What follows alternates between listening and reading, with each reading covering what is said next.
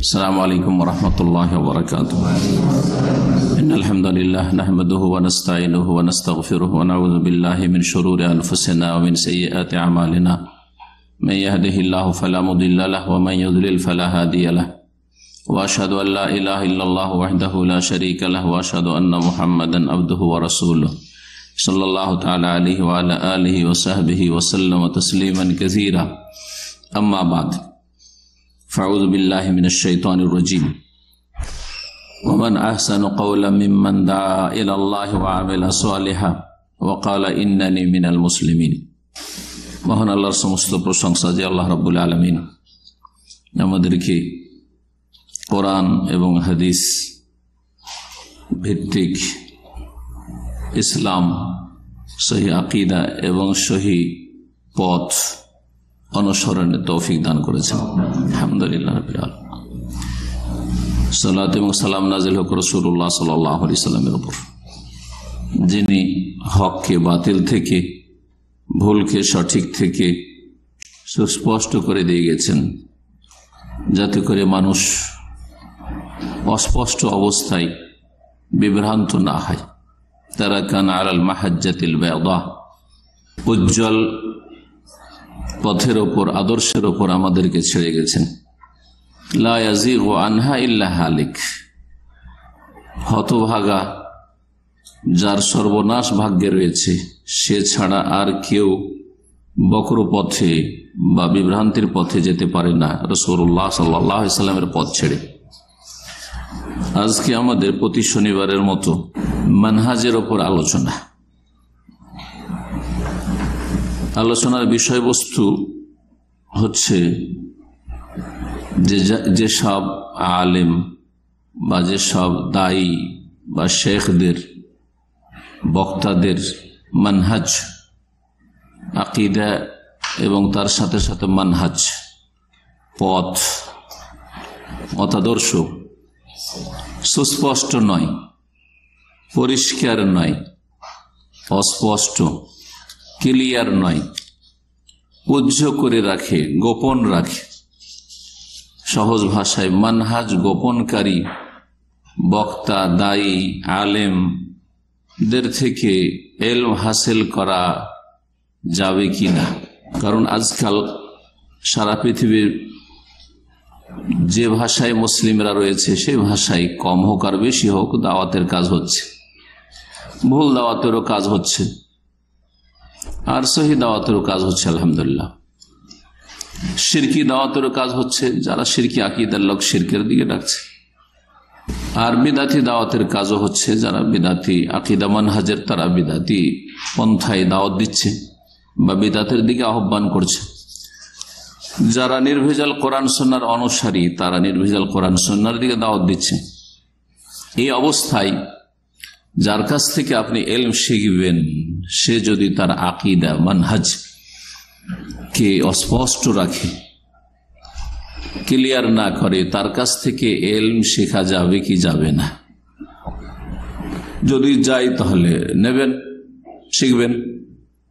আর যদি না যায় তো কেন যাবে না? অসুবিধাটা কোথায়? যদি ভালো কথা বলে, আপনি বুঝতে পারছেন যে ভালোই তো কথা, তো তার কাছ থেকে কেন ইলম নেওয়া যাবে না? এই বিষয়গুলি নিয়ে আলোচনা খুব লম্বা এবং গুরুত্বপূর্ণ, তবে যথাসাধ্য সংক্ষেপ করার চেষ্টা করব। আল্লাহ রাব্বুল আলামিন আমাদেরকে কোরআনে কারিমে এ সম্পর্কে দিক নির্দেশনা দিয়েছে। কয়েকটি পয়েন্টে আলোচনা করি। প্রথম পয়েন্ট হচ্ছে যে হকপন্থী কোরআন সুন্নাহর অনুসারী দায়ী বা আলেমের কিছু পরিচয় আছে, লক্ষণ আছে, সেগুলি আপনাকে জানতে হবে। তাহলে আপনি মোটামুটি একটা অনুমান করতে পারবেন যে আসলে কি অমুক বক্তা বা দায়ী সহি আকীদা মানহাজের বা হকের দিকে আহ্বান করছে। এই মর্মে একটি আয়াত আমরা আলোচনা করি। সূরা আলে ইমরানের আয়াত নম্বর ৭৯-তে আল্লাহ রাব্বুল আলামিন ইরশাদ করছেন, মা কানা লিবাশারিন আন ইউতিয়াহুল্লাহুল কিতাবা ওয়াল হুকমা ওয়ান নবুওয়াহ, কোন মানুষের জন্য জায়েজ নয়, অর্থাৎ হারাম। যে কোনো মানুষের জন্য হারাম যে তাকে আল্লাহ কিতাব দেবেন আর হুকুম দেবেন, মানে বিচার বিবেচনার ক্ষমতা দেবেন, ও নবুয়া আর নবুয়াত দিবেন। আম্বিয়া রসুলগণকে আল্লাহ নবুয়াত দিয়েছেন আর বিচার করার ক্ষমতা দিয়েছেন। আর যারা আম্বিয়া নয়, মানুষ, তাদেরকে আল্লাহ কিতাবের জ্ঞান দিয়েছেন। সরাসরি আল কিতাব নাজিল করেছেন আম্বিয়া রসুলগণের ওপর, অথবা কিতাবের বিধান ওহী তাদের কাছে এসছে। আর যারা নবী রসুল নয় কিন্তু নবী রসুলদের অনুসরণে দাওয়াতের ময়দানে কাজ করছে, তাদের কাছে নবুয়ত নেই কিন্তু বিচার ক্ষমতা তো আছে। কোরআন এবং হাদিস ভিত্তিক বিচার করা, সে বিচার মানে শুধু মানুষের মাঝে নাই, যে কোনো বিষয়ে একটা সিদ্ধান্ত পেশ করা, সে আকীদার বিষয় হোক আর সুন্নাহর বিষয় হোক, অথবা ইবাদত বন্দেগীর ক্ষেত্রে, হালাল হারামের ক্ষেত্রে হোক। কোন মানুষের জন্য জায়েজ নয়, অর্থাৎ হারাম যে আল্লাহ তাকে কিতাবের জ্ঞান দেবেন, বিচার ক্ষমতা দেবেন, নবুয়ত দিবেন নবী হইলে। সুম্মা ইয়াকুল আলিন নাস, নবীর জন্যই যদি জায়েজ না হয় তো নবী ছাড়া অন্য লোকের জন্য কি করে এটা জায়েজ হতে পারে? আল্লাহ এইভাবে সম্মানিত করলেন যে তাকে কিতাবের জ্ঞান দিয়েছেন, আলেমে দ্বীন। যেহেতু আলেমদের মানহাজ সম্পর্কে আলোচনা চলছে, আলেম বলি আম্বিয়া রসুলগণকে এখন বাদ দিয়ে। এসব জ্ঞান থাকা সত্ত্বেও, এসব আল্লাহর নিয়ামত পাওয়া সত্ত্বেও যদি মানুষকে বলে কোন ইবাদান লি মিন দুনিল্লাহ, সুম্মা ইয়াকুল আলিন নাস কোন ইবাদান লি মিন দুনিল্লাহ, তারপরে যদি মানুষকে বলে, জনগণকে বলে যে আল্লাহকে বাদ দিয়ে আমার তোমরা গোলাম হয়ে যাও, আমার তোমরা অন্ধ অনুসারী হয়ে যাও। আল্লাহ ইবাদ মানে শুধু সিজদা করা নাই, সেটাও গায়রুল্লাহ, জীবিত মৃত আল্লাহ ছাড়া অন্যকে সিজদা করা, জীবিত পীর কে অথবা মৃত পীরকে, সবচেয়ে বড় শিরক যেসব রয়েছে তার একটি হচ্ছে গায়রুল্লাহকে সিজদা করা। কিন্তু সিজদা ছাড়াও সেটা ইবাদত, গোলামি হতে পারে যদি অন্ধ অনুসরণ হয়। আমি দলিল বুঝি না, আমি দলিল দেখব না, আমি দেখব যে অমুক ব্যক্তি এত বড় মানুষ, তার কি ভুল হইতে পারে? এটা হচ্ছে অন্ধ গোলামি। কোন মানুষ নিজের গোলামির দিকে ডাকবে যে আমি যা বলছি এটা চূড়ান্ত, এটা একটু এদিক ওদিক হবে না, এই কথাগুলি কোন মানুষের জন্য জায়েজ নাই। আমাদের কথায় বা আমাদের ইমাম সাহেবের কথায় বা আমাদের পীর সাহেবের কথায় ভুল হতে পারে না। যদি কেউ ওই কথা বলে, সে নিজে বলে অথবা অন্যরা বলে, সকলের জন্য হারাম। সে আলেমের জন্য হারাম যে আমি ভুলের ঊর্ধ্বে ভুল হইতে পারে না, আর যারা সে আলেমের অনুসারী তাদের জন্য হারাম এই বিশ্বাস রাখা যে যা কিছু বলে সব ঠিক। কি হইতে হবে তাহলে? আল্লাহ কোন রব্বানি ইন, তবে তোমরা আল্লাহওয়ালা হয়ে যাও। রব্বানি কোরআনের ভাষায় রব্বানির বহুবচন রব্বানি ইন।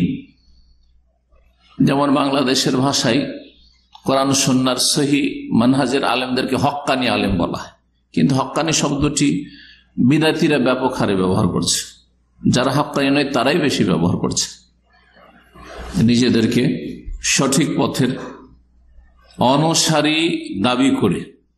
ওই যেটাকে বাংলা ভাষায় হক্কানি বলা হয় সেটা হচ্ছে রব্বানি। হক আল্লাহর নাম, তার সাথে সম্পৃক্ত করে হক্কানি। রব আল্লাহর নাম, তারা রবের সাথে সম্পৃক্ত করে রব্বানি। তবে তোমরা হে আলেম সমাজ, হে দায়ীরা, হে বক্তারা, তোমরা কি হবে? রব্বানি আল্লাহওয়ালা হবে। হে তাদের কাছ থেকে যারা ইলম শিখছো তারা, তোমরা আল্লাহওয়ালা হওয়ার চেষ্টা করো। বক্তা এবং শ্রোতা, ওস্তাদ এবং ছাত্র সকলে কি হবে? ওয়ালাকিন কোন রব্বানি ইনা, তোমরা আল্লাহওয়ালা হও।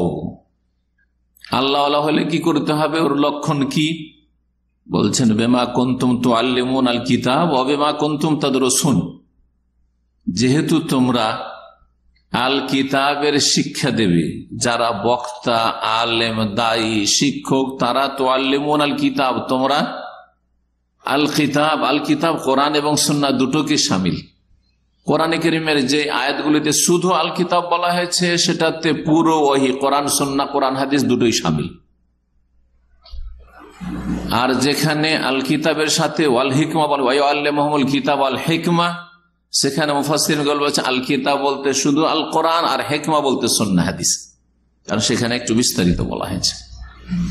কারণ শুধু কোরআন দিয়ে আপনি কোনো বিচার করতে পারবেন না, কোনো ইবাদত করতে পারবেন না, কোনো কিছু স্পষ্ট আপনি উপরভাবে জানতে পারবেন না। কোরআনের সর্বোত্তম ব্যাখ্যা কোরআনের পরে হচ্ছে হাদিস বা সুন্নাহ রাসূলুল্লাহ সাল্লাল্লাহু আলাইহি ওয়াসাল্লামের।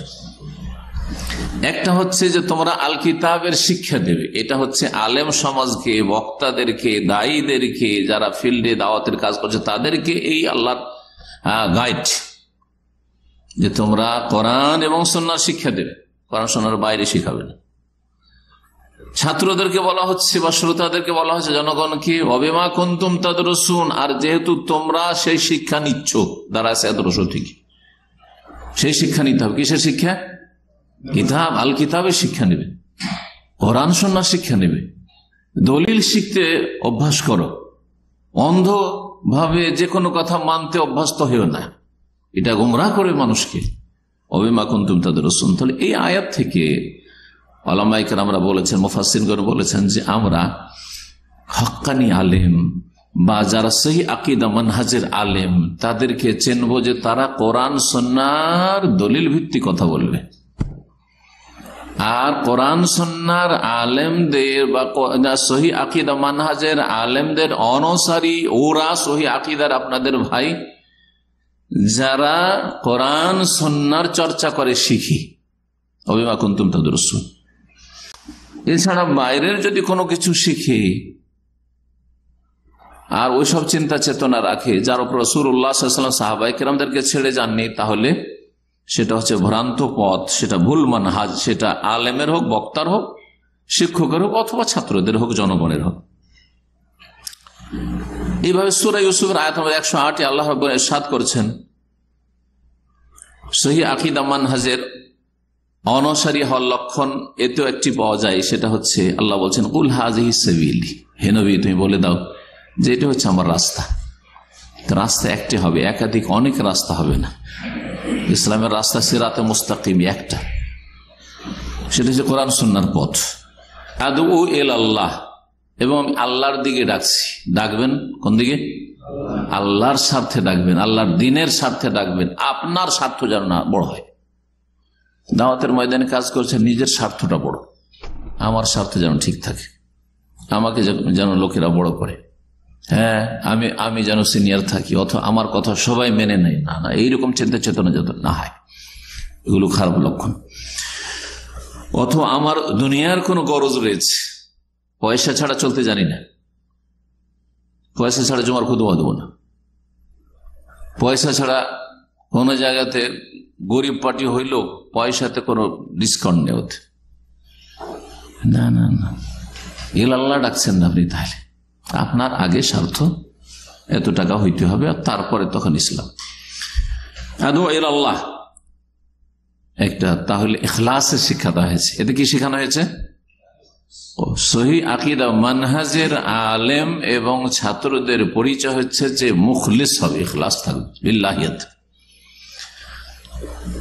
2 নম্বর হচ্ছে আলা বসীরাতিন, যে জ্ঞানের সহিত চোখ খুলে চলবে।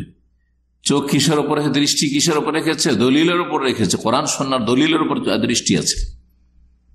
বিনা এলমে, না জেনে কথা বলবেন না, না পড়াশোনা করে বক্তব্য রাখবেন না, না পড়াশোনা করে গবেষণা না করে সঠিক জিনিসটা না জেনে মানুষকে বলতে থাকলো আর লিখতে থাকলো এলো কথাড়ি, যার ফলে মানুষ গুমরাহ হইল, এটা কাজ করবেন। আলা বসির, আলা ইলমিন,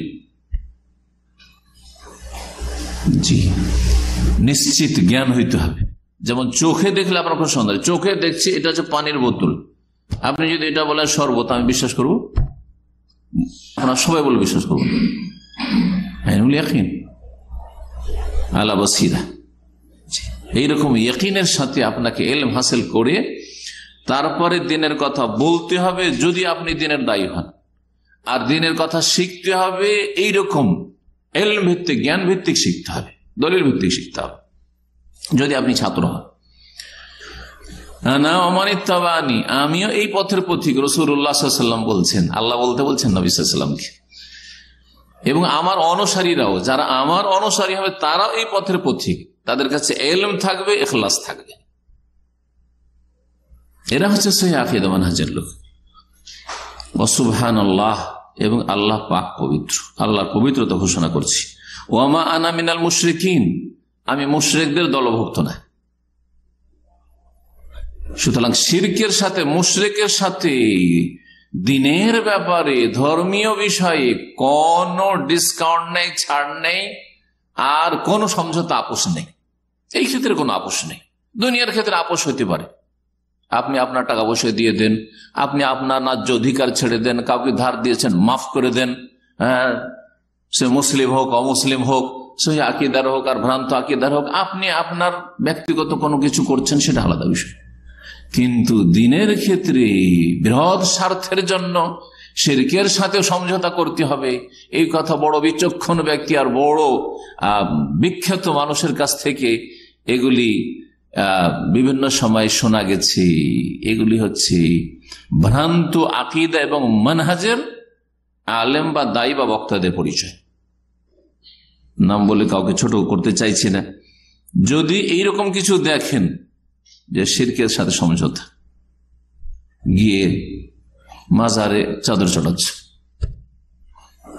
আর বলছে আমরা তো সহিহ আকীদার, আপনাদের কাছাকাছি, আমাদের মাঝে আপনাদের মাঝে তেমন তো পার্থক্য নাই। গণতন্ত্রের এই কুফরির পদ্ধতিকে ইসলামের লেবেল লাগিয়ে আমাদেরকে ক্ষমতায় আসতে হবে চোরের হাত কাটার জন্য। যদি ভালোটাই যদি ধরি যে আসলে যদি করে, তাহলে ধরেন দণ্ডবিধান কায়েম করার জন্য, হ্যাঁ, রাষ্ট্রীয় পর্যায়ে ইসলামের বাস্তবায়নের জন্য, যেটা ইকামতুদ্দিনের ব্যাখ্যা নাই, ভুল ব্যাখ্যা করে মানুষকে বিভ্রান্ত করা হচ্ছে। জি হ্যাঁ, যেটা ইলম নয়, আসলে রাসূলুল্লাহ সাল্লাল্লাহু আলাইহি ওয়াসাল্লামের ছেড়ে যাওয়া ইলম, যে আকিমুদ্দিন মানে ক্ষমতা অর্জন করা। আকিমুদ্দিন যেখান থেকে রাসূলুল্লাহ সাল্লাল্লাহু আলাইহি ওয়াসাল্লাম দিন কায়েম শুরু করেছেন, তাওহীদ থেকে শুরু করেছেন, আর ইবাদত, আখলাক, মুআমালাত সবকিছু শুরু থেকে শেষ পর্যন্ত ধীরে ধীরে ধীরে পূর্ণ হয়েছে। কিন্তু শুরু হয়েছে তাওহীদ সুন্নাহ দিয়ে, আর শেষ হয়েছে তাওহীদ সুন্নাহ দিয়ে। তাওহীদ কায়েমের মাধ্যমে, কারণ মুওয়াহহিদ চিরকাল যতই পাপী হোক না কেন জাহান্নামে থাকবে না। তাওহীদ কায়েমের মধ্যে জান্নাত পাওয়াটাই হচ্ছে সবচেয়ে বড় বৃহৎ স্বার্থ, যেটা শিরকের ক্ষেত্রে ছাড় দিলে কখনো হাসিল হবে না, বঞ্চিত হইতে হবে। সুতরাং এখানে ঘোষণা আল্লাহ করতে বলছেন, ওমান আমি আল মুশরিকিন, আমি মুশরিকদের সাথে কোনো সম্পর্ক রাখি না, দিনই সম্পর্ক রাখি না। 25শে ডিসেম্বরে দুনিয়ার বন্ধুত্ব আর সম্পর্ক আর স্বার্থ ঠিক রাখার জন্য ক্রিসমাসের অভিনন্দন জানাবেন, না না না, আপনি কুনতা মিনাল মুশরিকিন বা সিরতা মিনাল মুশরিকিন, আপনি মুশরিকদের দলভুক্ত হয়ে গেলেন। আল্লাহ ঘোষণা করতে বলছে, ওমা আনা মিনাল মুশরিকিন, আমি মুশরিকদের অন্তর্ভুক্ত নই। যদি আপনি কাউকে অভিনন্দন জানান, যদি আপনি কাউকে আপনি এইরকম কিছু করেন, অভিবাদন পেশ করেন, কারো অনুষ্ঠানে শরীক হন এইরকম, তাহলে চিন্তা করুন। শেখ ইবনে বাজ রাহিমাহুল্লাহ, শেখ ইবনে উসাইমিন এই মাসলাগুলি নিয়ে আলোচনা করেছেন। যদি একজন লোক মদ খায়, মদ খাচ্ছে আর ওকে বলছেন যে ওয়েলকাম, হ্যাঁ স্বাগতম, কেমন লাগছে কথাটা শুনে? পারবেন করতে? সামান্য ইমান থাকলে আর জ্ঞান থাকলে, যে মদ খাচ্ছে আর জেনা করছে, হ্যাঁ, নারী পুরুষ, আর আপনি বলছেন যে ওয়েলকাম ওয়েলকাম, পারবেন করতে? অসম্ভব। জেনা, মদ খাওয়া, এই ধরনের এগুলো জুয়া খেলা কাবিরা গুনাহ, ঠিক না? বড় কুফর না, কিন্তু শিরক সবচেয়ে বড় গুনাহ, তাই না? ইসলাম থেকে খারিজ করে দেয়। যদি কেউ বলে যে আল্লাহর সন্তান আছে, কুফর। লাকাদ কাফারাল্লাযীনা ক্বালু ইন্নাল্লাহা সালিসু সালাসা, আল আব ওয়াল ইবন, পিতা পুত্র, যদি এসব কথা বলে তাহলে সে কাফের হয়ে গেছে। লাকাদ কাফারাল্লাযীনা ক্বালু ইন্নাল্লাহা হুয়াল মাসীহু ইবনু মারইয়াম, কাফের বলে ঘোষণা করেছেন। তাহলে এই কুফরি আকীদা হচ্ছে খ্রিস্টানদের, যে ঈসা আলাইহিস সালাম নাউযুবিল্লাহ কি আল্লাহর পুত্র, সান অফ গড। আর এই সান অফ গডের কি হচ্ছে জন্মদিবস হচ্ছে 25শে ডিসেম্বর, আর সেই দিনে আপনি অভিনন্দন জানাচ্ছেন। তাহলে একজন মদখোরকে, জেনাকারীকে অভিনন্দনের চাইতে বড় অপরাধ করলেন কিনা? কথা বুঝছেন না? বুঝছেন না? বুঝে আসছে যে ওরা এই কুফরি আকীদা নিয়ে যে আল্লাহর পুত্র এই দিনে জন্মেছে 25শে ডিসেম্বরে, সেই দিনে ওদের আকীদার উপর, এই বিশ্বাসের উপর অভিনন্দন জানাচ্ছেন আপনি, অভিবাদন পেশ করছেন, মুবারকবাদ দিচ্ছেন আপনি। তাহলে আপনি শিরকের ওপর, কুফরির ওপর, কেউ প্রতিমাকে সেজদা করছে, পুতুলকে সেজদা করছে, তাহলে কোনো ব্যাপার না, আপনি তাকেও বলবেন যে মোস্ট ওয়েলকাম, বলবেন তাহলে স্বাগতম। একই জিনিস, একই জিনিস। আপনি জেনাকারী মদখোরকে অভিনন্দন জানাবার চাইতে বড় অপরাধ করলেন আপনি।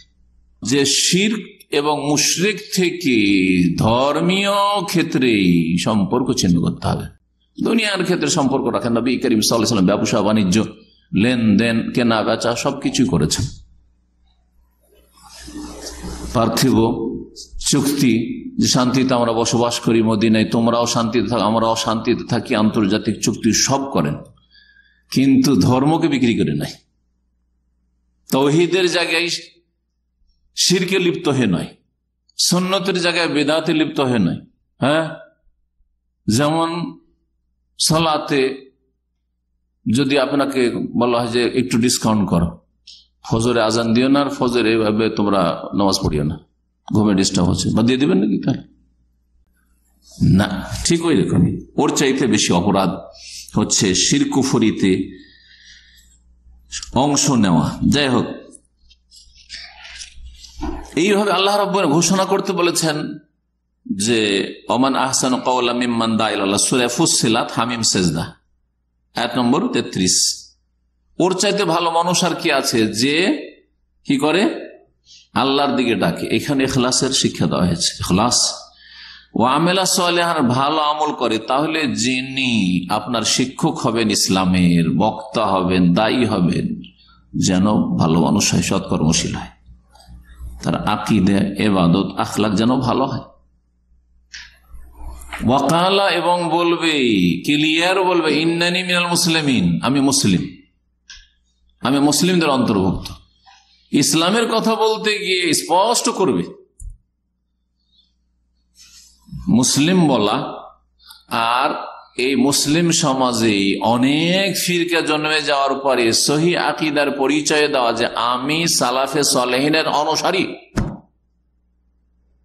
কোন মুসলিম? আমি কোন ইসলামের অনুসারী? যেই ইসলামের ওপর সালাফে সালেহিনরা ছিলেন, অর্থাৎ রাসূলুল্লাহ সাল্লাল্লাহু আলাইহি ওয়াসাল্লাম, মের সাহাবায়ে কেরামগণ, সালাফে উম্মতের, তারপরে তাবেঈনগণ, যারা দায়ী ইলাল্লাহ হবে, দ্বীনের দাওয়াতে কাজ করবে, তারা আল্লাহর দিকে ডাকবে। ইখলাস সম্পর্কে এর আগের আয়াত উল্লেখ হয়েছে। এবং সৎকর্মশীল হবে, এখানে বলা হয়েছে। মুখলেসের সাথে সাথে সৎকর্মশীল হবে, আকীদা আমল যেন ভালো হয়। কারণ আমল যদি মানুষের ভালো না হয় তাহলে কাজে বরকত হয় না। তবে যদি কারো আমলে কিছু ত্রুটিও থাকে, তারপরেও দাওয়াত দেওয়ার চেষ্টা করবে। আবার অনেকের কাছে শয়তান ওয়াসওয়াসা দেয়। আমাদের যারা প্রাথমিক পর্যায়ের কিছু দিনের কাজ করছেন, তাদের অনেকে এইরকম দ্বিধাদ্বন্দ্বে ভুগে যে আমি নিজেই তো আমল করতে পারি না, তো পরকে কি বলবো। উদাহরণস্বরূপ, যদি আপনি তাহাজ্জুদ পড়তে না পারেন, তাহলে কি তাহাজ্জুদ সম্পর্কে কোন লোককে বলবেন না? অবশ্যই বলবেন। আমি যদি তাহাজ্জুদ না পড়তে পারি, সোমবার বৃহস্পতিবার রোজা না রাখতে পারি, শ্যাম পালন না করতে পারি সুন্নাত, তার মানে কি এই বিষয়ে বক্তব্য দেব না, চুপ থাকবো নাকি? না, এটা না। তবে হারাম নাজায়েজে যেন লিপ্ত না থাকে কেউ, আর ফরজ অজেবে যেন ঘাটতি না হয়, আর যথাসাধ্য যত ভালো আমল সুন্নত নফল বেশি বেশি করবে, আর মাকরুহাত অপছন্দনীয় কথা কাজ থেকে বাঁচবে, তত বেশি দিনের দাওয়াতে বরকত হবে, তৌফিক হবে এবং মানুষের ওপর তাসির হবে। এটা ভালো প্রভাব পড়বে, মানুষ আকৃষ্ট হবে, পরীক্ষিত। নীরব দাওয়াত আপনি বাড়িতে দিতে পারেন, গ্রামে দিতে পারেন। আপনার যদি ছোট কাল থেকে বা যখন থেকে আপনি হেদায়েতে এসছেন, আপনি যদি আপনার কথায়, কাজে, আমলে, মানুষের সাথে চলা ফেরা, লেনদেনে ইমানদার হয়ে যেতে পারেন, তাহলে আপনাকে দেখে দেখে আপনার স্ত্রী ছেলে মেয়েরা অনেক কিছু শিখবে। আর আপনার যদি আখলাক আমল খারাপ হয়, যতই ভালো কথা বলে আপনি এখানে নসিহত করেন না কেন, স্ত্রীকে ভালো করতে পারবেন। আপনার স্ত্রী যদি জানে যে আপনার চরিত্র খারাপ, আপনি অপর মেয়েদের সাথে টেলিফোনে আড্ডা দেন, আর প্রবাসে আছেন, আর স্ত্রীকে যদি খুব নসিহত করেন যে দেখো আমার হকের খেয়াল রাখিও, আল্লাহকে ভয় করিও, তারপরে সব কথায় তাসির হবে। আপনার ঘরে খাই দাই থাকে, অধীনে কিছু বলতে না পারলেও বলবে যে বেঈমান, আরো খারাপ ভাষায় গাল দিবে, তুমি নিজের চরিত্রহীন আর আমাকে নসিহত করছো, আমার ইচ্ছে, তুমি যেমন স্বাধীন চলছো আমার ইচ্ছে, বলবেন বলবে না? কিন্তু যদি আপনাকে আপনার শুরু জীবন থেকে দেখে যে আমার স্বামী মাশাআল্লাহ আমাকে ছাড়া কিছু বুঝে না, হারামে ওর দিকে নজরও যায় না, মনও যায় না, কোনোদিন ও হারাম অবৈধ কথা বলে না, তাহলে এখান থেকেও শিখে নেবে যে আমাকে কেমন হইতে হবে, আমার স্বামী যেমন আমিও সেরকম কমপক্ষে হব। তো এটা দাওয়াতের ময়দানেও মনে রাখবেন, আপনি দাওয়াত দেওয়ার ক্ষেত্রে যত ভালো হবেন তত ভালো হবে আপনার অনুসারীরা। তবে অনেক সময় দায়ী ভালো হইলেও, আলেম ভালো হইলেও জরুরি নয় যে শ্রোতারা ভালো হবে বা ছাত্র ভালো হবে, ব্যতিক্রম হইতে পারে। আম্বিয়া রাসূলগণের ছেলে স্ত্রী কখনো কখনো খারাপ হয়েছে, এটা আল্লাহর হিকমত। ছাত্রকে খারাপ দেখলেই, হ্যাঁ, অথবা ছেলে মেয়েকে খারাপ দেখলেই আপনি বলে দিবেন এক বাক্যে যে বাপ মা খারাপ সেজন্য ছেলে মেয়ে খারাপ, এটি চরম অন্যায়। কখনো কখনো বাপ মা অনেক ভালো কিন্তু ছেলে মেয়ে খারাপ হতে পারে না, ব্যতিক্রম। কিন্তু অধিকাংশ ক্ষেত্রে ভালো একটা তাসির আছে, বাপ মা ভালো, বড়রা ভালো, তাহলে ছোটরা ভালো হবে। এই কথাগুলি আর না বাড়িয়ে আজকে এই বিষয়ে অর্ধেকটা আলোচনা করি, আর বাকি কিছু আলোচনা বাকি তো, কারণ কথা অনেক লম্বা হয়ে যাচ্ছে, আর বেশ কিছু কথা এই বিষয়ে বলার আছে। যারা মানহাজকে গোপন রাখে, বলে না, তারা আসলে অধিকাংশই সহি মানহাজের নয়। সহি মানহাজের হলে ক্লিয়ার করতে অসুবিধাটা কি? আপনার ভয় কিসের? যেখানে আল্লাহ ঘোষণা করতে বলছেন ওয়ামা আনা মিনাল মুশরিকিন, ঘোষণা করে দাও মুশরিকদের সাথে আমার কোনো সম্পর্ক নাই, দ্বীনের সম্পর্ক। হ্যাঁ, ওয়াকালা ইন্নানি মিনাল মুসলিমিন, আরো ঘোষণা কর আমি মুসলিম, পজিটিভ নেগেটিভ দুটোই ঘোষণা কোরআনে কারিমে আছে। আমি মুসলিম, আমি সহি আকীদার, আমি সালাফে সালেহিন অনুসারী, আমি সালাফি আকীদা মানহাজের লোক, আমি কোরআন সুন্নাহর অনুসারী, সে যেই নাম দিয়ে বলেন। এই সব বলতে দ্বিধা কেন? না, এগুলি বললে ঘৃণা ছড়াবে, এখানে রোগ ভরা আছে আপনার ভিতরে, এগুলো বললে বিভক্তি হবে। আরে আগেই তো বিভক্ত করে রেখেছেন, কোরআন সুন্নাহর অনুসারী সালাফিরা তো সবাইকে জমা করতে চাই কোরআন সুন্নাহর উপরে, আপনার তো আগেই তো 73-এর বেশি বিভক্ত করে রেখেছেন বিভিন্ন তরিকা দিয়ে, ভাগের তো শেষ নেই। আর আকীদাতেও বিভক্ত করে রেখেছেন। এই বিভক্তি দূর হবে কোরআন সুন্নাহ ভিত্তিক। কোরআন সুন্নাহ ছাড়া ভারী দল, বড় দল ভিত্তিক ঐক্য আসবে এইরকম চিন্তা চেতনাই হচ্ছে ভ্রান্ত মানহাজ। যে যাদের দলটা বড় সেই দলে হয়ে যায় তাহলেই মুসলিম ঐক্য আসবে, এই কথাটাই ভুল কথা। এই ধারণাই হচ্ছে ভ্রান্ত ধারণা। আর সহি আকীদা হচ্ছে, সহি মানহাজ হচ্ছে যে কোরআন সুন্নাত দলিলের উপর প্রতিষ্ঠিত হয়ে ঐক্য গড়ে তুলতে হবে। সবাই চলে আসবো তাআলাউ ইলা কালিমাতিন সাওয়াইন বাইনানা ওয়া বাইনাকুম আল্লা না'বুদা ইল্লাল্লাহ, এই কথার উপর এমন একটা সেন্টার পয়েন্টে চলে আসি যেটা আমরা সকলেই মানতে একমত। সাওয়াইন বাইনানা ওয়া বাইনা, আমাদের মাঝে তোমাদের মাঝে এতে কোনো দ্বিমত থাকার কথা না। আল্লা না'বুদা ইল্লাল্লাহ, যে এক আল্লাহর ইবাদত করব, তাওহীদ, শিরক মুক্ত হওয়া। আল্লাহ না'বুদা, শিরক করব না, ইল্লাল্লাহ, একমাত্র আল্লাহর ইবাদত, তাওহীদ, শিরক মুক্ত হয়ে তাওহীদ প্রতিষ্ঠা করব সার্বিক জীবনে। ওয়ালা নুশরিকা বিহি শাইআ, আরো ক্লিয়ার করার জন্য তার সাথে কোনো কিছুকে শরীক করব না। ওয়ালা ইয়াত্তাখিযা বা'দুনা বা'দান আরবাবা মিন দুনিল্লাহ, আল্লাহ ছাড়া কাউকে পৃষ্ঠপোষক হিসাবে, বিধানদাতা হিসাবে। আর কেউ হালাল হারাম বলে দিলে অন্ধভাবে মেনে নিলাম, এটা না। দলিলের সাথে চলার চেষ্টা করব, দলিল খোঁজার চেষ্টা করব। এই হচ্ছে কোরআনী শিক্ষা। যারা নিজের মানহাজকে গোপন রাখে, প্রকাশ করতে চাই না, এটা কোরআনী শিক্ষা নয়, এটা হচ্ছে বাতিল মানহাজ, এটা বাতিল তরিকা। সূরা হিজর আয়াত নম্বর 94 আল্লাহ রাব্বুল ইরশাদ করেছেন, ফাসদা বিমা তুমার ওয়া আরিদ আনিল মুশরিকিন। হে নবী মুহাম্মদ সাল্লাল্লাহু আলাইহি ওয়াসাল্লাম, তুমি যার জন্য আদিষ্ট হয়েছ, যেই নির্দেশ তোমাকে দেওয়া হয়েছে, সেটা ফাসদা মানে খোলাখুলি বর্ণনা করে দাও, ক্লিয়ার বর্ণনা করে দাও।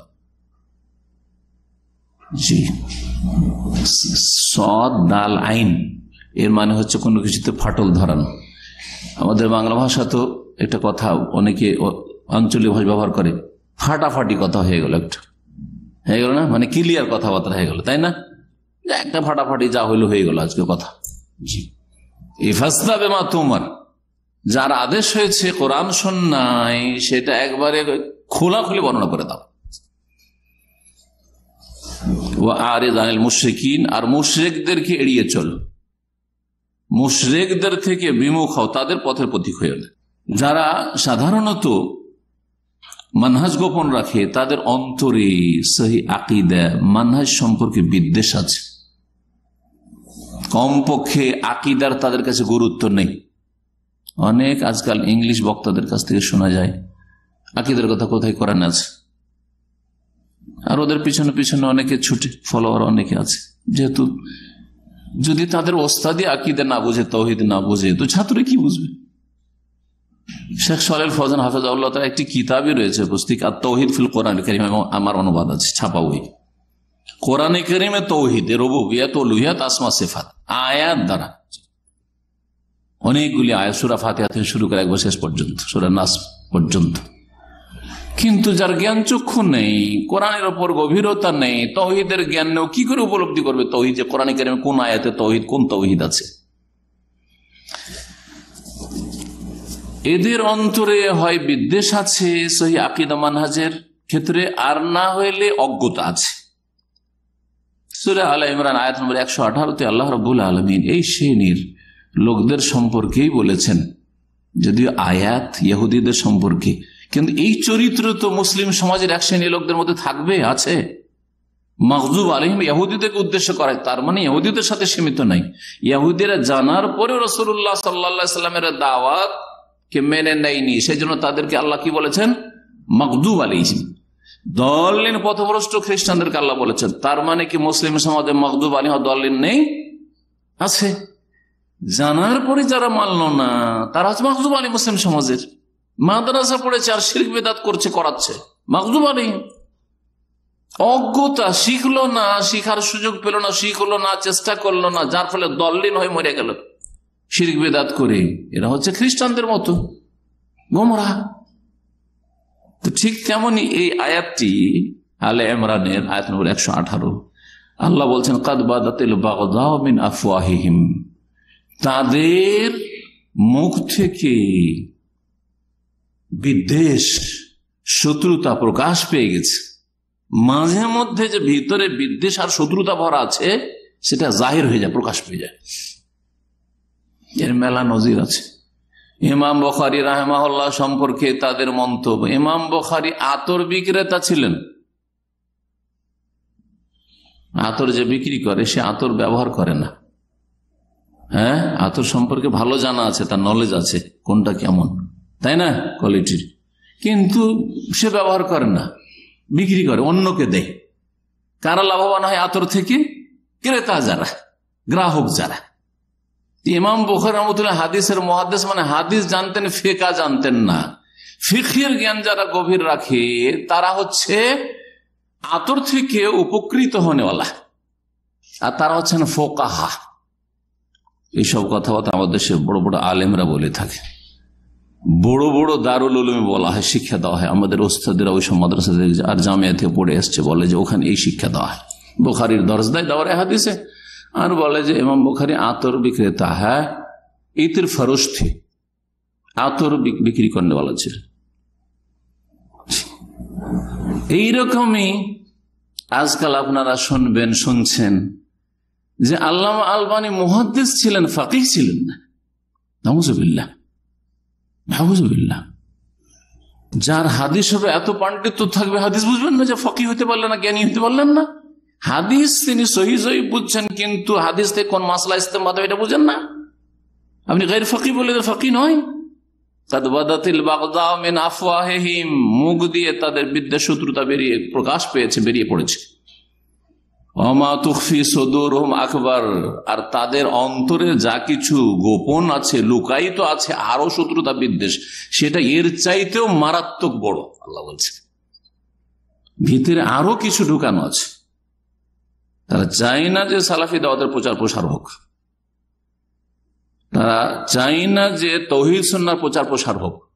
আজকে সৌদি আরবের বিরুদ্ধে এত সোচ্চার সারা পৃথিবীর সমস্ত বিদাতি মানহাজের লোকেরা কেন? একমাত্র কোরআন সুন্নাহ অনুসারীরা ছাড়া সবাই আজকে সোশ্যাল মিডিয়ায় দেখেন সৌদি আরবের বিরুদ্ধে। কেন? যেসব ভুলগুলিকে হাইলাইট করা হচ্ছে সেগুলি পুরো দমে ওই দেশে আছে যেই দেশকে আদর্শ বলছে, যেই দেশের শাসককে সুলতান বলছে, খলিফা বলছে, সেই দেশের শিরক থেকে শুরু করে, সমকামিতা থেকে শুরু করে, আর অবাধ মেলামেশা থেকে শুরু করে, তারপরে সেকুলার ধর্ম নিরপেক্ষ থেকে শুরু করে সবকিছু আছে। কেন? কারণ এখানে এসে শিরক করার সুযোগ পাওয়া যায় না, এখানে এসে বেদাত করার সুযোগ পাওয়া যায় না, এখানে এসে সংগঠন করলে লুকিয়ে লুকিয়ে ঘরে ঘরে করে বেড়াইতে হয়, সংগঠন করার সুযোগ পাওয়া যায় না, এখানে এসে মিটিং মিছিল করার সুযোগ পাওয়া যায় না, এখানে হকের মুখ খোলা আছে, বাতিলের মুখ বন্ধ আছে, যেটা চাই না। যার ফলে সাহাবায়ে কেরামদেরকে যারা গালমন্দ করে, ইসলাম থেকে বহিষ্কার করে যেসব গোমরাহরা, তাদের পক্ষ নেই, কিন্তু সৌদি আরবের পক্ষ নেওয়ার তৌফিক হয় না। এরা কি শিখাবে? যাদের অন্তরে তৌহিদ আর বেলাদুত তৌহিদের দুশ্মনী ভরা আছে, তারা কি শিখাবে আপনাকে? সেই মানহাজের আলেমরা, বক্তারা, তাদের কাছ থেকে কি শিখবেন আপনি? গুমরাহি ছাড়া কিছু শিখতে পারবেন না। তো আল্লাহ রাব্বুল আলামিন এদের সম্পর্কে ইঙ্গিত করেছেন যে ভিতরে খুব খারাপ অবস্থা তাদের, ওমা তুখফি সুদুর আকবার, আর যা কিছু মাঝে মাঝে প্রকাশ পায় ওতে উদ্ঘাটন করা যায় যে এদের ভিতর খুব খারাপ। আর একটি পয়েন্ট বলি, এখানে দুটি বা তিনটি পয়েন্ট আলোচনা করলাম, তৃতীয় বা চতুর্থ পয়েন্ট বলি, সেটা হচ্ছে যে যারা মানহাজকে গোপন রাখে তারা সবাইকে ধোঁকা দেয়, সবাইকে ধোঁকা দেয়। সবাইকে বলতে যারা সালাফি তাদেরকেও ধোঁকা দেয় যে ভাই আমরা তো আপনাদের মধ্যে কাজ করছি, আমরা সালাফি সালাফি সালাফি। সহি আকীদার বক্তা বলছেন না, সহি আকীদার বক্তা, সহি আকীদার আলেম, আর কিছুদিন পরে প্রকাশ পাচ্ছে, অথবা প্রকাশ পাই না আপনাদের কাছে, কিন্তু যারা সালাফি আলেম ওলামা তাদের কাছে অনেক আগে থেকে এটা জানা। দু চারটি ভালো কথা শুনে আপনারা হুকুম লাগিয়ে দিয়েছে সহি আকীদা, সহি আকীদা। এই যে ধোঁকা দিয়ে রেখেছে আপনাদেরকে, তো সহি আকিদার ওলামাদেরকে ধোকা দিচ্ছে, আহলে হাদিসদেরকে ধোকা দিচ্ছে, সৌদি আরবকে ধোকা দিচ্ছে, সালাফিদেরকে ধোকা দিচ্ছে। শুধু তাদেরকে ধোকা দিচ্ছে না, এমনকি বিদাতীদেরকে ধোকা দিচ্ছে, ওদেরকে ধোকা দিচ্ছে। মানে ওরাকে ধোকাতে রেখেছে যে আছি তোমাদের সাথে, ওরাও মনে করছে যে আমাদেরই লোক। বলছে না, কিছুদিন আগে আমাদের বড় একজন শেখ মদিনা থেকে বাস করে যখন এই মানহাজের ওপর ক্লিয়ার বললেন, তখন একজন তাদেরই বলছে যে উনি কিন্তু আমাদেরই লোক, আমাদের সংগঠনের লোক। জি হ্যাঁ। তো এইরকম যদি টানার চেষ্টা করে এইরকম গুলিকে, যারা হয়তো কোন এক সময় ছিল, হয়তো তখন ক্লিয়ার ছিল না, আলহামদুলিল্লাহ অনেকে চলে এসছে, আলহামদুলিল্লাহ তাদের মধ্য থেকে বুঝার পরে। আর কেউ কেউ আসেনি, আল্লাহ যেন ওদেরকে ফিরে আসার তৌফিক দান করে। এরা দুই দলকে ধোকা দিয়ে রেখেছে, সহি আকীদার লোকদেরকে ধোকা দিয়ে রেখেছে যে এইসব বিদাতি মানহাজের আলেম বক্তাদেরকে সহি আকীদা বলে দিচ্ছেন আপনারা, আর বিদাতিদেরকে ধোকা দিয়ে রেখেছে।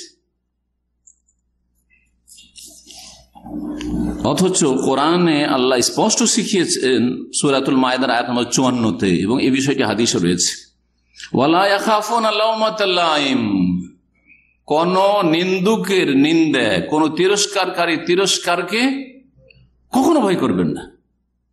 হ্যাঁ, যদি আমি সহি আকীদার কথা বলি তো লোকে সমালোচনা করবে, যদি বলি যে এই বিষয়গুলি, তাহলে আমাকে বলো বিতর্কিত বক্তা। বিতর্কিত হতে চায় না। আর দুনিয়াতে যারা কাজ করেছে কেউ বিতর্কিত না, আদম আলাইহিস সালাম থেকে শুরু করে আজ পর্যন্ত সমস্ত নবী রাসূলই তো বিতর্কিত। তাহলে এটা কিন্তু এত খারাপ লেভেল আমাদের বাঙালি সমাজে, তাই না? উনি বিতর্কিত বক্তা, এক সহি আকীদার বক্তা আমার স্টেজে বসে উপস্থাপনাতে তার হিংসার কারণে, বিদ্বেষের কারণে একবার বলে দিল যে অনেকে শাইখ মতিউর রহমানকে বিতর্কিত বক্তা বলে। উদ্দেশ্য কি? উদ্দেশ্য অসৎ। কিন্তু চিন্তা করলাম যে আমি ফিতনাবাজ লোক না, আমি হিকমতওয়ালা লোক। এই সময় যদি ওকে কিছু বলি, তার সাথে একটা সম্পর্কের অবনতি ঘটবে। আল্লাহ ওকে হেদায়েত করুক। আর ওর হাসাদ হিংসা ভিতরে ভরা আছে, আল্লাহ ওর দিকে ফিরিয়ে দিবে। আমাকে আল্লাহ হেফাজত রাখে। আমার কিছুই ক্ষতি করতে পারেনি, নিজেরই ক্ষতি করেছে, নিজেরই ক্ষতি করেছে। আল্লাহর কাছে আমলনামায় লেখা হয়েছে রাসূলুল্লাহ সাল্লাল্লাহু আলাইহি সাল্লাম নবুয়ত আসা পর্যন্ত বিতর্কিত ছিলেন। যখনই নবুয়ত আসলো তখনই তো বিতর্কিত। ফামিনহুম মান আমানা ওয়া মিনহুম মান কাফার। ঈমান আনলো, কেউ ঈমান আনলো না, তাহলে তো বিতর্কিত। তাহলে এটা ভুল কথা যে আমি বিতর্কিত ব্যক্তি হতে চাই না, এটা নেফাক, মুনাফিকি। আকীদা মানহাজ প্রকাশ না করা, গোপন করা হচ্ছে নেফাক, কপটতা, মুনাফিকি। এটা একটা পয়েন্ট মনে রাখবেন। ধোকা দিয়ে রেখেছে, মুনাফিক ধোকা দিয়ে রাখে। মুনাফিকদেরকে মুসলিমরা মনে করে যে মুসলিম, আর কাফেররা মনে করে যে আমাদেরই। ঠিক ওই রকমই বেদাতি বক্তা বা বেদাতি দায়ীদের অবস্থা ঠিক ওই রকম, সবাই নিজের নিজের দলে টানে। রাসূলুল্লাহ সাল্লাল্লাহু আলাইহি ওয়াসাল্লাম সহিহ বুখারী মুসলিমের হাদিস রয়েছে এই ক্ষেত্রে, ওয়া আলা আন নাকুলা বিল হাক্কি আইনামা কুন্না লা নাখাফু ফিল্লাহি লাওমাতাল লাইম। রাসূলুল্লাহ সাল্লাল্লাহু আলাইহি ওয়াসাল্লামের সাথে উবাদা বিন সামিত বলছেন, আমরা বায়আত করেছি, শপথ নিয়েছি, ওয়াদা করেছি বেশ কয়েকটি বিষয়, তার মধ্যে সময়ের স্বল্পতার জন্য এইটুকু বলছি যে আমরা হক কথা, সত্য কথা বলবো, আইনামা কন্যা, যেখানে যে অবস্থায় থাকি না কেন, অনুকূল অবস্থায়, প্রতিকূল অবস্থায়, লা নাখাফু ফিল্লাহি লাওমাতাল লাইম, আর কোন তিরস্কারকারী তিরস্কারকে কখনো ভয় করব না। কে কি বলছে, কে গাল দিবে, কে বলবে যে রয়ের এজেন্ট, আর কে বলবে যে এ তো আমেরিকার দালাল, কে বলছে ইহুদিদের পয়সা খেয়েছে, কে বলবে যে আমিন বলে 300 টাকা করে পাই, আর কে বলবে যে আপনার সৌদি আরবের 5টা গোলাম। এইসব পরখ করলে কাজ হবে না। লা নাখাফু ফিল্লাহি লাওমাতাল লাইম, হক কথা বলছেন কিনা এটা দেখার বিষয়।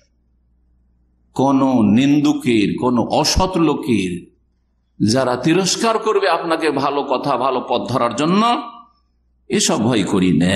এই শিক্ষাই আল্লাহ দিয়েছেন সূরাতুল মায়েদার আয়াত নম্বর 54-তে বললাম, এবং তার রাসূল সাল্লাল্লাহু আলাইহি ওয়াসাল্লাম দিয়েছেন সহিহ বুখারী মুসলিমের হাদিসে। 6 নম্বরে বলবো যে যেসব মানহাজ গোপনকারী বক্তা আছে তাদের কিছু সংশয় আছে। বিদাতি মানহাজের বক্তা আর মানহাজকে গোপন রেখে সালাফিদেরকে ধোঁকা দিচ্ছে আর বিদাতিদেরকে ধোঁকা দিচ্ছে, মাঝামাঝি চলছে। এটা হচ্ছে নেফাক বা মুনাফিকের চরিত্র। আল্লাহ কোরআনে বর্ণনা করেছেন যে মাঝামাঝি পথ দেওয়া। ওদের কিছু সংশয় আছে, মানে কিছু খোঁড়া যুক্তি আছে, যেই কারণে ওরা মানহাজকে ক্লিয়ার করতে চায় না।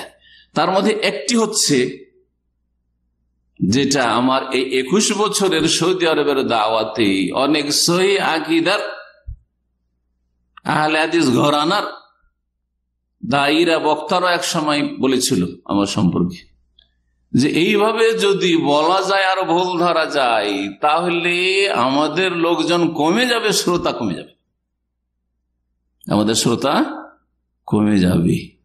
আমাদের আশেপাশে বহু এই সৌদি আরবে দাওয়া সেন্টার আছে যেগুলিতে এরকম কিছু সহি আকীদার কিন্তু দুর্বল ইমানের দায়ী, আগে চাকরি, তারপরে আগে আপনার মানুষের সাথে সবার সাথে সম্পর্ক, খাতির, এই খাওয়া দাওয়া, পার্টি, সব দলের অনুষ্ঠানে যাওয়া, আর তারপরে তখন দাওয়া, আগে পেটের দাওয়াত আর তারপরে তখন হকের দাওয়াত, কোরআন হাদিসের দাওয়াত। যার ফলে ওরা এক সময় আমাকে বলেছিল, জি পরোক্ষভাবে বলেছে যে এইভাবে ক্লিয়ার করে যদি ভুল ধরা যায় তাহলে আমাদের লোকজন কি আসবে? লোকজন আসবে না। আমি তার উত্তরে বলার দরকার নেই, আপনারা দেখতে পাচ্ছেন। কিন্তু যেই লোক আমাকে সেই কথাটি তাদের পক্ষ থেকে বলেছিল তাদেরকে বলেছিলাম যে আমি যখন 1420 হিজরির মুহররমে প্রথম আসি আর এসে শুরু করি দাওয়ার কাজ, আমাদের সেন্টারে 15টা লোক নিয়ে শুরু করেছিল। প্রথম দিনের ক্লাসে কয়টা লোক ছিল? তাও জুমার পরে, এইগুলো ছোট দার্সে না, জুমার পরের আলোচনায় মাত্র 15টি লোক নিয়ে শুরু করেছিল। সেটা আলহামদুলিল্লাহ বাড়তে বাড়তে অল্প 6 মাস 1 বছরের মধ্যে 180, 100, 150, বেশ কিছুদিন ধরে 150-র মধ্যে থাকলো, তারপর 200, 250, 300। এখন বুঝতে পারছেন যে জুমার দিনে 300, 350 লোক হয়ে যায়, জায়গা দেওয়া সম্ভব হয় না। তাহলে আমি এই কথাই বলবো বা বলেছিলাম তখন তাদেরকে, আর এখনো বলছি যে যদি মানহাজ ক্লিয়ার করার কারণে শ্রোতা কমে যায় বা ছাত্র কমে যায় বা যারা আমাদের কাছ থেকে এলেম থেকে লাভবান হবে তাদের সংখ্যা কমে যায়, তো প্রথম আমার কমতো। আমার একেবারে দার্স খালি হয়েছে, কেউ শিখতো না। বরং আলহামদুলিল্লাহ এখান থেকেই দামাম ইসলামিক সেন্টার থেকে সারা দুনিয়াতে সরাসরি অথবা পরোক্ষভাবে, অনলাইনে অথবা ডাইরেক্ট শিখে গিয়ে বিভিন্ন জায়গায় দাওয়াতের কাজ করছে আলহামদুলিল্লাহ। কিন্তু যারা মানহাজ গোপন করতে চেয়েছিল তাদের কাছ থেকে কতটা শিখেছে তারাই বলবে, আমি বলবো না। লোক কমে যায় এই কথা, এই ধারণা তাদের ভ্রান্ত ধারণা। এই একটা উত্তর এই সংশয়ের, যে যদি ক্লিয়ার করে বলি তাহলে কি হয়ে যাবে যে আমি সালাফি আকীদার লোক, আমি সালাফি মানহাজের লোক, আমি আহলুল হাদিস, আমি ভাই কোরআন সুন্নাহর অনুসারী, আর এই দলগুলিতে ভুল আছে, এই দলে মানহাজগত ভুল আছে, এই দলে বিদাত আছে, এসব কথা বললে লোক কমে যাবে। একটা উত্তর দিলাম, সেটা হচ্ছে যে যদি কমতো তাহলে যারা যেসব দায়ী আলেমরা ক্লিয়ার বলে, যাদের মানহাজ ক্লিয়ার, তাদের অনুসারী সংখ্যা বা তাদের শ্রোতাদের সংখ্যা কমে যেত। কমছে? কমে না। তাহলে উত্তর হলো একটা। দ্বিতীয় উত্তর হচ্ছে যে ইসলামে কোয়ান্টিটি, পরিমাণের গুরুত্ব বেশি না, কোয়ালিটি, ধরনের গুরুত্ব বেশি। কোয়ালিটি, ধরন, কি ধরনের কাজটা হয়েছে, কতটা পরিমাণ হয়েছে ওইটা দেখার বিষয় নেই, কত সুন্দর কাজ হয়েছে। লিয়াবলুয়াকুম আইয়াকুম আহসানু, বেশি সুন্দর, আকসারও বলা হয়নি, বেশি পরিমাণ এটা বলা হয়নি। জি, কোরআনের 2টি আয়াতে, সূরা কাহফে আছে, সূরা মুলকেও আছে আহসান আমলের কথা। আকসার আমল কোথাও নেই যে কার আমল বেশি, কার আমল কোয়ালিটি বেশি সুন্দর। হয়ে গেল। রাসূলুল্লাহ সাল্লাল্লাহু আলাইহি ওয়াসাল্লামের হাদিস প্রসিদ্ধ আপনার জানা আছে, খাইবারের যুদ্ধে, খাইবারের বিজয়ের ঘটনা। আলী রাদিয়াল্লাহু তাআলা আনহু, আলী রাদিয়াল্লাহু তাআলা চোখ উঠেছে, অসুস্থ। নবী করিম সাল্লাল্লাহু আলাইহি ওয়াসাল্লাম বেশ কিছুদিন ধরে অবরোধ চলছে, কিন্তু খাইবার বিজয় হচ্ছে না। ইহুদিরা কেল্লার মধ্যে, দুর্গের মধ্যে একবারে সুরক্ষিত। বললে লাউতিয়ান্না রায়াতা গাদান, আগামীকালকে এমন এক ব্যক্তি, গাদান রাজুলান, এমন এক পুরুষ, এমন এক ব্যক্তিকে, বীর পুরুষকে দেব, সে ইসলামের পতাকা হাতে তুলে, জি, রাজুলান ইউহিব্বুল্লাহ ওয়া রাসূলুহু ইউহিব্বুহুল্লাহ ওয়া রাসূলুহু, যে আল্লাহ এবং তার রাসূলকে ভালোবাসে ওই লোক, আর ওকেও আল্লাহ এবং তার রাসূল সাল্লাল্লাহু আলাইহি সাল্লাম ভালোবাসেন। ইফতাহিল্লাহু আলা ইয়াদিহি, তার হাতে আল্লাহ বিজয় দান করবেন, কালকেই খাইবার বিজয় হয়ে যাবে, ইহুদিরা পরাজিত হবে। ভবিষ্যৎবাণী করে দিলেন। সকালবেলা সবাই ছুটে আসছে, কিন্তু যাকে মনে মনে রেখেছেন সিদ্ধান্ত করে, তিনি আসছেন না। এদিক সেদিক দেখে সবাই তো মনে করছে মাথা উঠিয়ে যে আমাকে রাখবে, হয়তো আমাকে বলবে, কাজ হয়ে যাবে, তাহলে আমি তো আজকের এইটা হাসিল করতে পারবো মর্যাদা। বলছে আইনা আলী ইবনে আবি তালেব, আবু তালেবের ছেলে আলী কোথায়? বলছে হোয়াই আজ থেকে আই নেই, আর চোখ উঠেছে। রাসূলুল্লাহ সাল্লাল্লাহু আলাইহি ওয়াসাল্লাম বললেন যে নিয়ে এসো। নিয়ে আসা হলো, চোখ খুলতে পারছে না, দেখতে পাচ্ছেন। বাবাসা কাফি আই নেই, দুই চোখে থুথু দিয়ে দিলেন, ফাবারিয়া, সাথে সাথে ভালো হয়ে গেলেন। কাআল্লাম ইয়াকুন বিহি ওয়াজুন, মনে হচ্ছে কোনো অসুখই নেই আর। জি, তারপরে বললেন যাও। জি, ইয়া রাসূলুল্লাহ, আগে আলী বলছেন আমাকে যে পাঠাইছেন তা আমি কি করব গিয়ে? কি একেবারে এমন লড়াই করবে যে হয় ইসলাম না হইলে লড়াই মার, এটা বলছেন না না না, ওইটা না, চলে যাও, তাড়াহুড়া করবে না, গিয়ে তাদের একবারে উঠানে আঙ্গিনাতে পৌঁছে যাও। হাত্তা তানজিলাবি উনফুজ ইলা রিসলিক হাত্তা তানজিলাবি সাহাতিহিম, তাদের একেবারে ফিল্ডে, একেবারে তাদের কাছাকাছি যাবে, যা তোমার কথাগুলি পৌঁছে দিতে পারো। সুম্মা দুহুম ইলাল ইসলাম, ইসলামের দাওয়াত দিবে।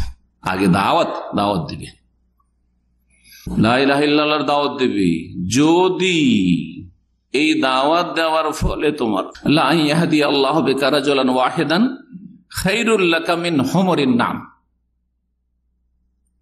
বেশি না, তোমার দ্বারা যদি আল্লাহ একজনকে হেদায়েত করেন, কয়জন বলেছেন? একজনকে। আমরা জীবনেও একজনকে পড়াইনি। একজনের জন্য যদি কেউ পার্সোনাল প্রশ্ন করতে আসে তো আমাদের সময় দেওয়াই মুশকিল হয়ে যায়। একজন দুজনকে আলাদা আলাদা করে সময় দিব, প্রশ্ন করলে বলে যদি দার্সে আলোচনায় প্রশ্ন করে দিবেন, এত সময় দেওয়া সম্ভব না। একমাত্র যদি পার্সোনাল কোনো মাসলা থাকে সেটা আলাদা কথা। আর রাসূলুল্লাহ সাল্লাল্লাহু আলাইহি ওয়াসাল্লাম বলছেন যে বেশি না, হে আলী, তোমার দ্বারা যদি আল্লাহ একজনকে হেদায়েত করে, তাহলে এখানে কোয়ালিটি দেখা হয়েছে না পরিমাণ দেখা হয়েছে? কোয়ালিটি দেখা হয়েছে, যে একজন কোয়ালিটির মানুষ, কোয়ালিটির মুসলিম যদি হেদায়েত হয়ে যায়, এটা লাল উট যে আরবদের সবচেয়ে মূল্যবান সম্পদ, তার চাইতে ভালো হবে তোমার জন্য। তাহলে সহি আকীদার কথা ক্লিয়ার বললে, মানহাজকে ক্লিয়ার স্পষ্ট করে দিলে লোক কমে যাবে, এসব কথা হাদিস বিরোধী, তাই না? আপনার দ্বারা কতজন হেদায়েত হলো এটা দেখার বিষয় নাই, কতজন আপনার শ্রোতার, ফলোয়ার আর ভিউয়ার, এটা দেখার বিষয় নাই। আপনার দাওয়াত দ্বারা কতটা মানুষ লাভবান হচ্ছে, কতটা মানুষ খাঁটি মুসলিম হইতে পেরেছে, সেই আকীদায় আসতে পেরেছে, কেমন কোয়ালিটির মুসলিম তৈরি হয়েছে আকীদা বলে, এটা হচ্ছে দেখার বিষয়, এটা হচ্ছে কোয়ালিটি। তারপরে মনে রাখবেন যে রাসূলুল্লাহ এই কথাও বলেছেন যে সহি আকীদার দাওয়াত দিলে মানুষের সংখ্যা কমে না, বাড়ে। যেটা খাঁটি ইসলাম, কোরআন সুন্নাহর ইসলাম, তাওহীদ সুন্নাহ ভিত্তিক ইসলাম, সেই দাওয়াত যদি মানুষের কাছে দেন, তাহলে এটা এত বড় নিয়ামত আল্লাহ রাব্বুল আলামিনের, যে বুঝে নিবে, পেয়ে যাবে, সে মনে করবে যে আমার জীবনে কেউ যদি কোটি টাকা দিত, এত বড় নিয়ামত হইতো না যেই নিয়ামতটা অমুকের কাছ থেকে পেয়েছি। যদি সহি আকীদা মানহাজটা এখান থেকে না বুঝে যেতাম তো বুঝতে পারতাম না কত বড় নিয়ামত। তাহলে এই জন্য মানুষ সহি আকীদা বুঝে নেওয়ার পরে পিছপা হয় না, যতই রকমের কষ্ট হোক আর বালা মুসিবত আসুক না, পিছপা হয় না। ওই যে রোম সম্রাট হেরাকলকে রাসূলুল্লাহ সাল্লাল্লাহু আলাইহি ওয়াসাল্লাম চিঠি পাঠিয়েছিলেন, ওই রোম সম্রাটের ঘটনা জানেন। যখন চিঠি পৌঁছিল, ওখানে ওই দেশে আবু সুফিয়ান ছিলেন। হ্যাঁ, আবু সুফিয়ানকে ডেকে এবং তার সাথী সঙ্গীদেরকে ডেকে রোমের সম্রাট ওই হেরাকল বেশ কিছু প্রশ্ন করেছিলেন।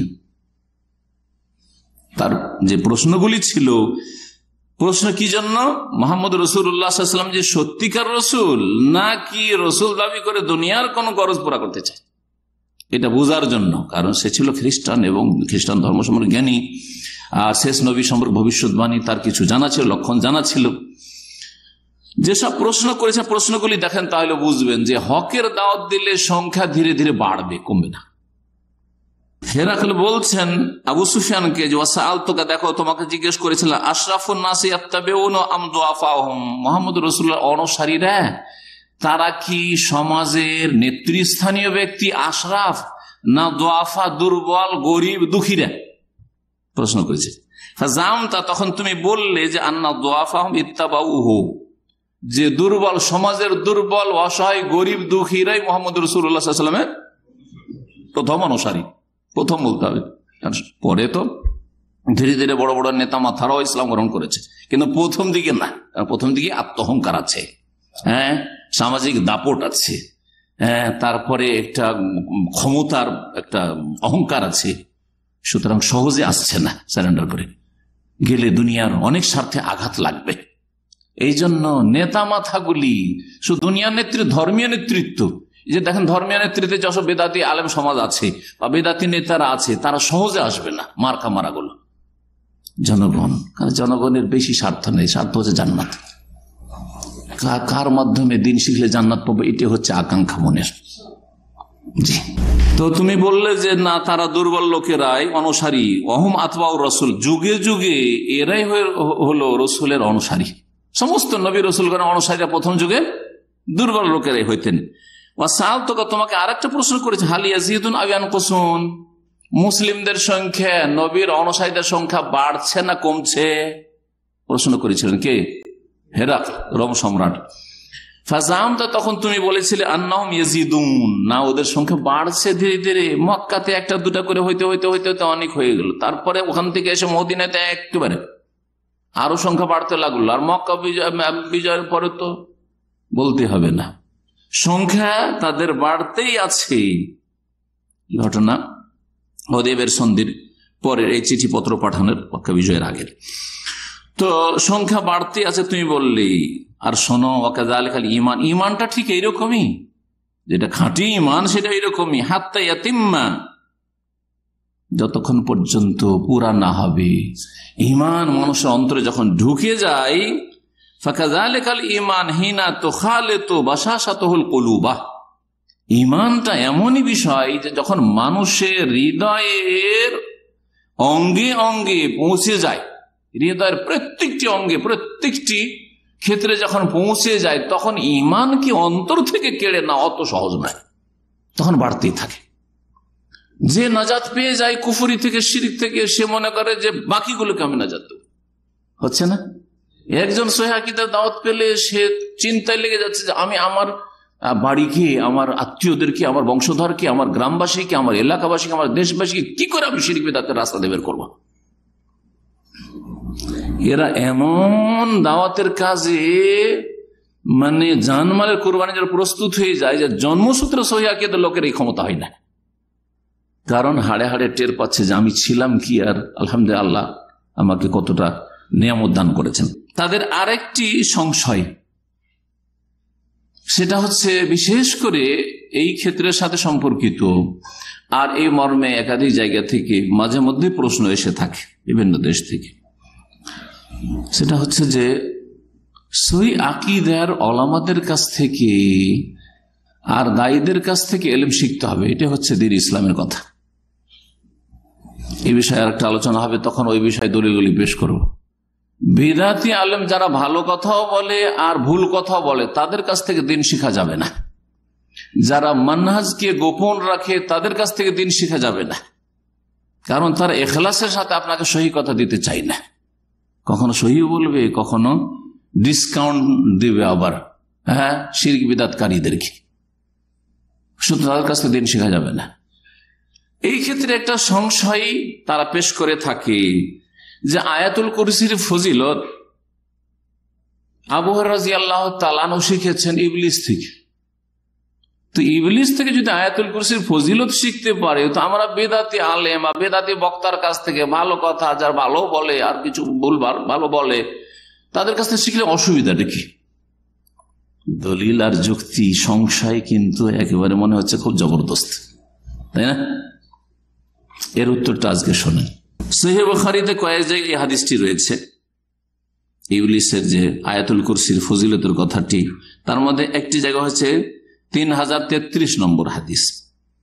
ওতে রয়েছে যে চোর মানুষরূপী হয়ে এসেছিল, ইবলিস ধরা খেয়ে গেল, একদিন, দুদিন, 3 দিন, 3 দিনের দিন আর ছাড়লেন না। 2 দিন তো মায়া করে ছেড়েছেন কান্নাকাটি দেখে, কিন্তু 3য় দিন আর ছাড়ছেন না। যখন ইবলিস দেখলো যে আবু হুরায়রা ছাড়ছে না, ফিতরার যে খেজুর ছিল, খেজুরের তিনি সিকিউরিটি পাহারাদার ছিলেন, তখন দেখলো যে একটাই উপায় আছে, একটা ভালো কথা শিখিয়ে দিই, আমার অনিষ্ট থেকে আর জিন শয়তান অনিষ্ট থেকে কি করে বাঁচবে এটা শিখিয়ে দিই। শিখিয়ে দিলে যে নুন খাবে গুন গাইবে, তোমাকে ছাড়বে।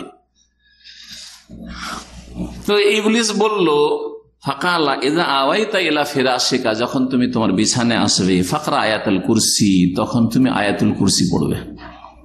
যদি আয়াতুল কুরসি পড়ে শুয়ে যাও বিছানায়, তো লাম ইয়াজাল আলাইকা মিনাল্লাহি হাফিজুন ওয়ালা ইয়াকরুবুকা শাইতানুন, সারা রাত ধরে সর্বদা সর্বক্ষণ তোমার জন্য একজন সুরক্ষাকারী, হেফাজতকারী, সিকিউরিটি পাহারাদার নিযুক্ত থাকবে মিনাল্লাহ, আল্লাহর তরফ থেকে।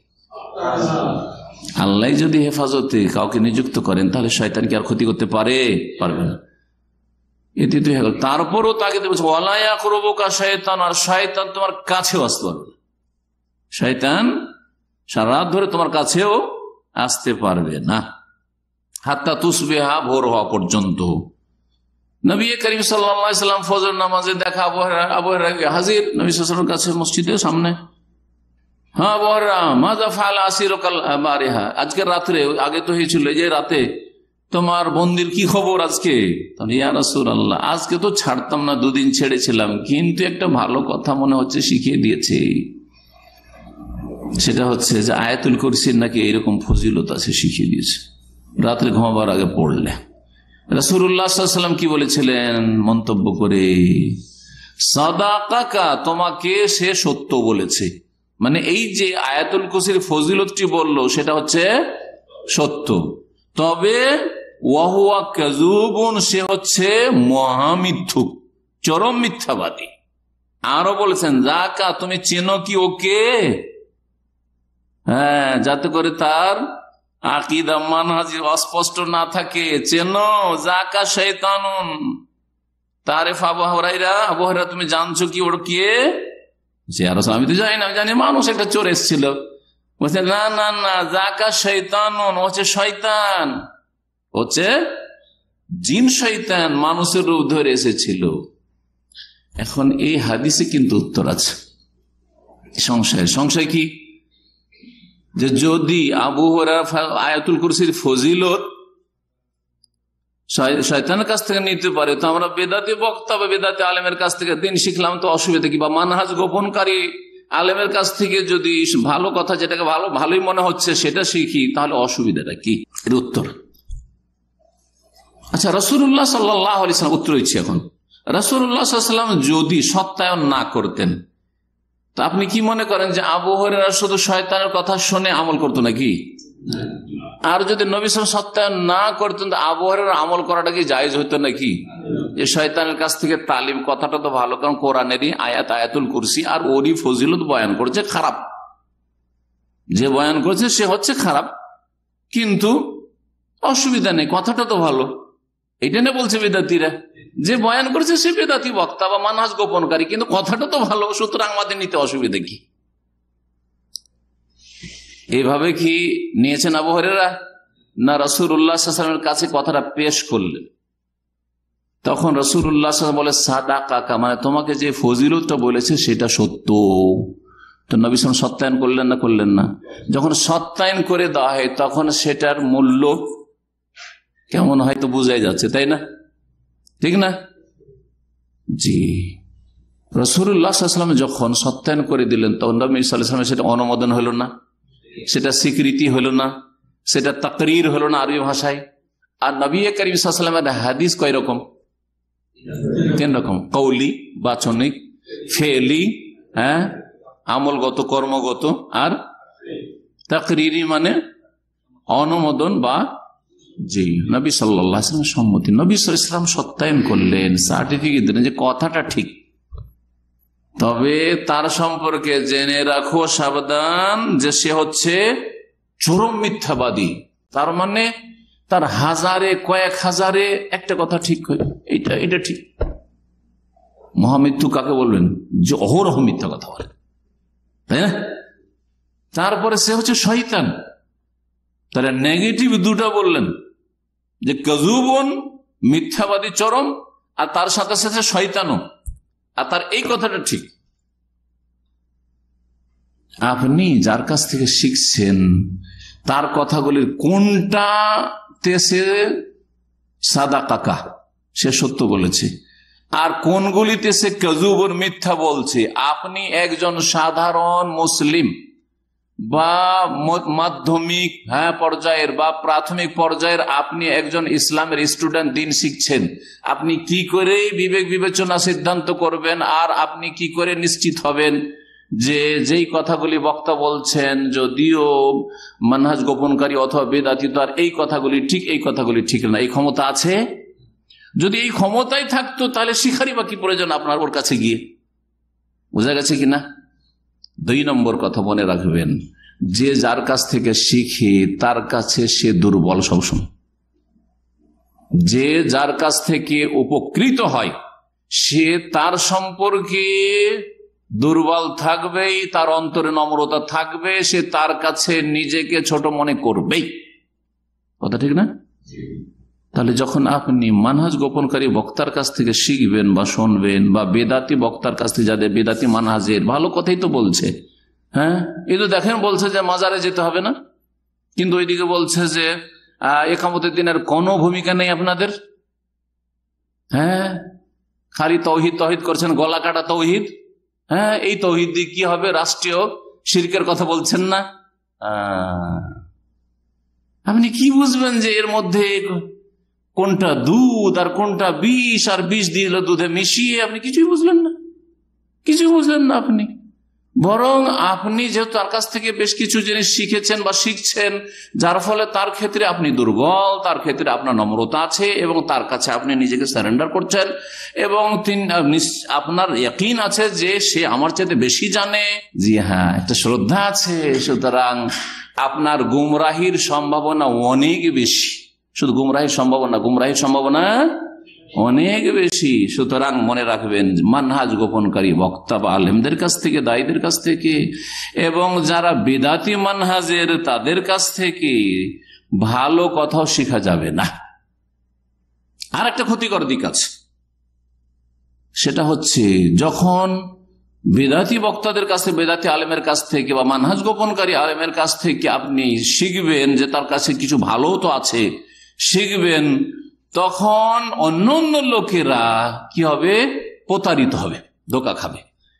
আপনি নিজেও ধোঁকা খাচ্ছেন, কারণ আপনি অনেক ক্ষেত্রে সিদ্ধান্ত নিতে পারছেন না যে এর কোনটা ঠিক কোনটা ভুল।